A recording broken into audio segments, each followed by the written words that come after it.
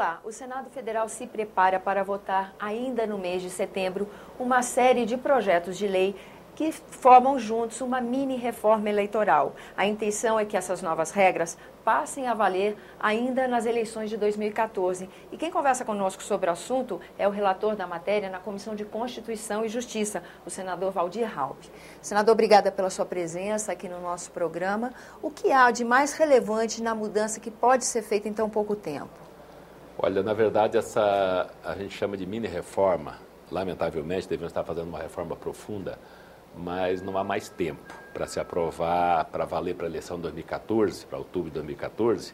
Só dá para fazer mesmo uma mini-reforma, até porque tem alguns pontos da reforma eleitoral que tem que ser por emenda constitucional. Aí o prazo seria muito maior e não haveria mais tempo, tendo em vista que faltam um pouco mais de 30 dias para encerrar o prazo para a contagem de um ano antes das eleições, seria por volta do dia 6, dia 7 de outubro deste ano. Então, só temos o mês de setembro para se aprovar essa reforma no Senado e na Câmara. Ainda tem que passar aqui no Senado, já apresentamos nosso relatório na CCJ na semana passada, vamos possivelmente ainda esta semana votar na CCJ e já encaminhar ao plenário do Senado Federal para ir para a Câmara dos Deputados. O que é que eu chamo de mini-reforma? É mexendo em alguns pontos, como prazo para registro de candidatura, prazo para as convenções, propaganda eleitoral, as propagandas em outdoor, diminuindo o tamanho das propagandas, o tempo de televisão, de rádio e televisão, para baixar, qual que é o objetivo? É baixar o custo das campanhas. Já que nós não aprovamos, temos tempo hábil para aprovar o financiamento público de campanha, e uma reforma mais profunda, nós vamos então diminuir, tentar com esse projeto de autoria do senador Romero Jucá, o PLS 2012, que está sendo votado agora, para diminuir o custo das campanhas eleitorais. Porque daqui para frente, cada vez vai ficar mais difícil a angariação, a arrecadação de fundos de campanha. A tendência no futuro é o financiamento público de campanha. Nós sabemos que existe hoje muitos partidos e é difícil a União, os cofres públicos bancar essa quantidade de partido, mas o dinheiro é o mesmo, né? O rateio do dinheiro que foi disponibilizado para as campanhas eleitorais pode ser diluído entre os partidos. Eu espero que no futuro a gente possa aprovar uma reforma mais profunda que diminua também a quantidade de partidos, uma cláusula de barreira, que até hoje já foi aprovado, o Supremo derrubou, nós tentamos agora aprovar com o fim das coligações proporcionais, uma relatoria minha também na CCJ, que foi aprovada na CCJ, está no plenário do Senado para ser pautado, mas não há acordo dos líderes políticos, daí quando não há acordo não tem como votar. Então, eu sempre falo que essa quantidade exagerada de partidos está dificultando também os entendimentos para se aprovar uma reforma mais profunda. Mas aprovando essa mini-reforma, eu espero que a partir do próximo ano, a gente possa, vamos ter 2 anos de prazo para as eleições de 2016 para prefeitos e vereadores e as próximas eleições de 2018, aí novamente para governadores, presidente da República, senadores, deputados federais e estaduais. Senador, o senhor acha que a tendência futura é financiamento público exclusivo nas campanhas? O senhor acha que essa é a tendência? Se discute muitos modelos, né? Ou financiamento público exclusivo ou financiamento misto, né?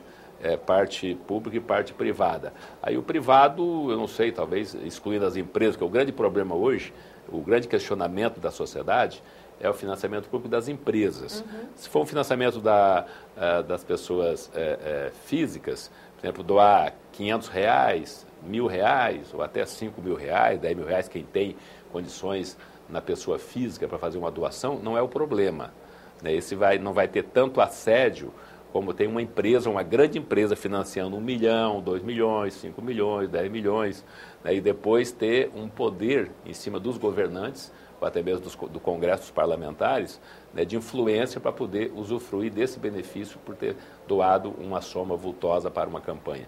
Então, o financiamento, talvez misto, seria uma parte pública e outra privada, mas desde que fosse de pessoas físicas e não de empresas. E a partir do momento em que o esforço, então, agora é um controle indireto, porque o que vai se restringir é gasto em campanha. Então, democratiza a participação de quem queira se candidatar. Eu acho que melhora para aqueles que não têm condições de arrecadar, porque o que é injusto nas campanhas de hoje é que alguns candidatos ou alguns governos que já estão no governo, já têm poder, né, para angariar fundos, para arrecadar recursos de campanha, consegue infinitamente mais recursos do que alguém que está entrando né, ou de um partido pequeno que está começando, uma candidatura nova, né, que ainda não tem poder para poder buscar esses financiamentos de campanha. Então, essa é a parte injusta desse processo atual do financiamento de campanha exclusivamente privado.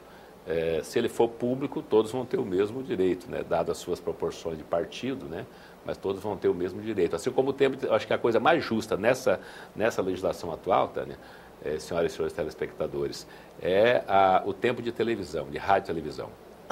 Que todos praticamente têm o mesmo direito.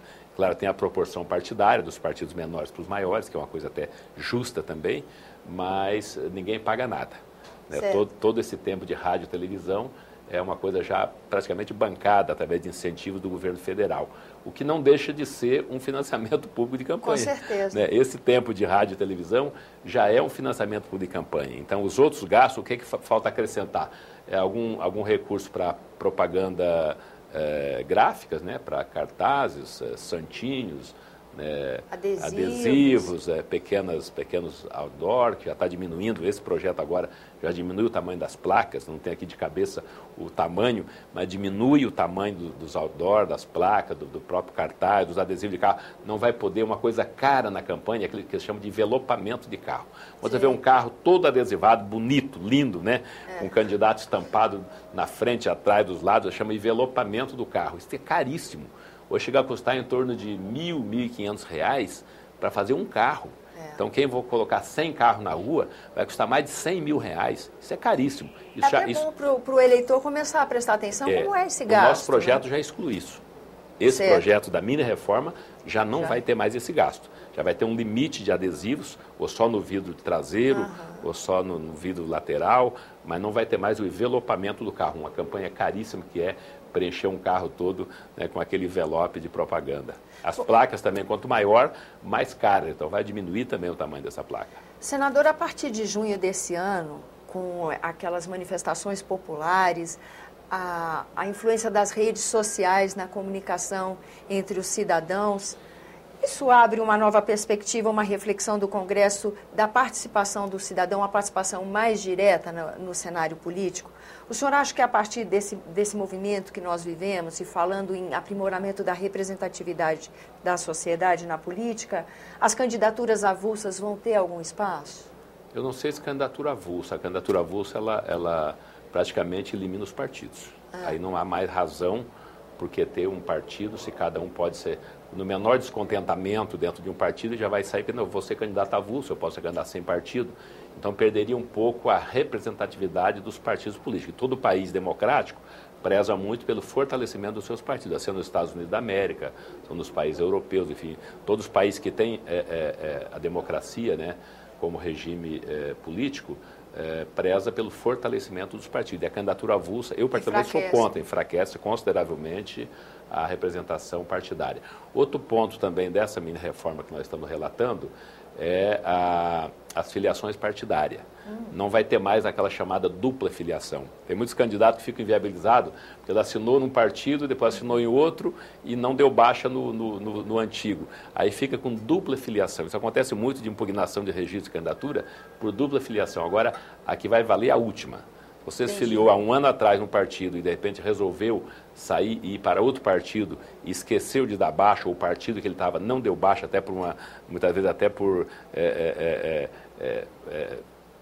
vingança, né? Só, você saiu, mas não vou dar baixa na sua filiação, você vai ficar aqui, vou sujar a sua filiação, então não vai ter mais, você vai valer a última filiação, a filiação mais nova do partido, desde que seja dentro do prazo de um ano de filiação, né? Desde que seja dentro do prazo, vai valer a filiação mais recente, a filiação mais nova. Interessante. Bom, e a gente vive agora, nesse mês de setembro, uma expectativa, porque essa mini-reforma eleitoral, de alguma forma, sinaliza o quanto o Congresso está motivado a fazer uma reforma que é difícil, né, senadora? A gente vê o empenho da casa em conseguir e não consegue, né?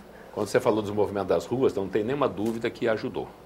Ajudou em todos os sentidos, porque o nosso partido nasceu do movimento, o PMDB nasceu do movimento democrático brasileiro na época da ditadura, que serviu como a principal voz, né, de toda a população que se que se manifestava contra o regime militar era através do PMDB ou dos políticos do PMDB. Muitos partidos saíram de dentro do PMDB depois da abertura democrática que o PMDB ajudou a construir no país. Então, toda vez que há um movimento, que há uma reivindicação de massa, como aconteceu agora no mês de junho, né, no famoso junho deste ano, acende a chama, né, e a atenção das autoridades, até do Congresso Nacional, para fazer as reformas. Se não fosse isso, talvez nem essa mini-reforma não estaria acontecendo.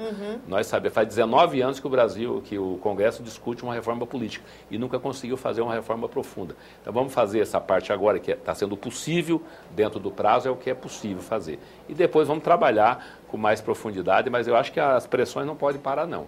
Nós temos que continuar, o povo tem que continuar exigindo, né? A mídia brasileira tem que continuar exigindo mais reformas, mais empenho do Congresso Nacional, na reforma política, na reforma tributária, né? Na reforma previdenciária, enfim, fazer as reformas que o Brasil precisa. Afinal de contas, nós já passamos de 200 milhões de brasileiros. Somos 201 milhões de brasileiros e a tendência é chegar a 230 milhões, né, até 2030, 2050. Então, o Brasil é uma grande nação, é uma grande potência e nós precisamos fazer as reformas que o povo está a exigir nas ruas. Muito obrigada, senador, pela sua participação no nosso programa. Eu que agradeço. Até a próxima, se Deus quiser. A você que nos acompanha, muito obrigada pela atenção. Esse é o programa Argumento, eu sou Tânia Horma e você pode participar do nosso trabalho dando a sua sugestão ou mesmo fazendo a sua crítica. www.senado.leg.br/TV ou 0800 61 2211. Até a próxima.